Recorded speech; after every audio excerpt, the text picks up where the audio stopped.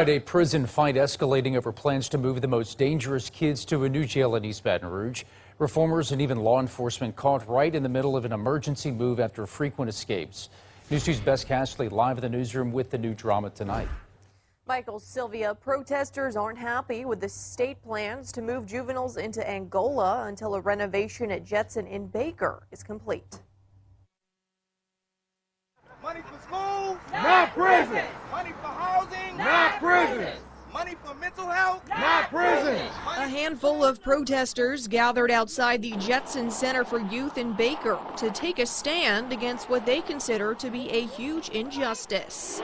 We don't need babies. We don't need young people going to Angola. And we certainly don't need to reopen a facility that was closed in 2014, right? That sounds like to me that we're going backwards, right? As opposed to progressing, right? In June, after breakouts at the juvenile jail in New Orleans, the Office of Juvenile Justice revealed it would transfer some of the most problematic kids locked up there to the Jetson Center in Baker. But renovations needed to be completed before anyone could be moved. We will temporarily move some, but not all of those youth, to a separate and isolated location at the Louisiana State Penitentiary. After another breakout in July, the state decided to act faster with a plan to move the kids to Angola until renovations at Jetson are finished. The kids would be housed at the state pen in a facility separate from the adult inmates. So far, none of this has happened. We will not move a child to that facility until we are 100% operational and ready to go.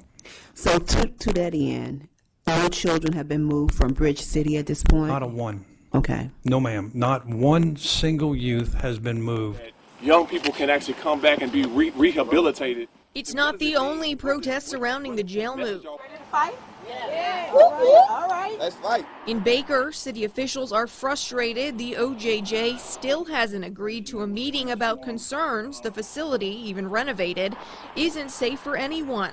The kids locked up inside or the people who live around it.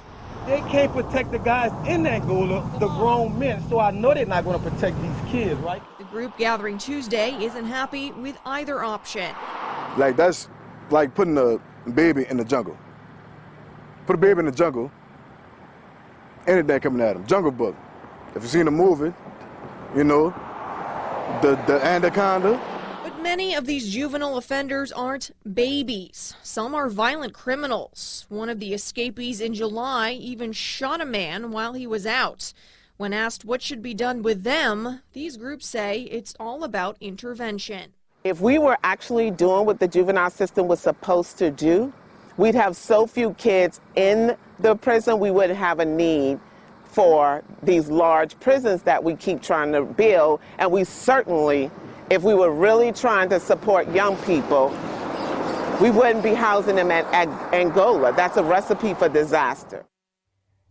The Office of Juvenile Justice also blames staffing shortages for kids being able to escape their facilities. Live in the newsroom, Bess Casserly, WBRZ News 2.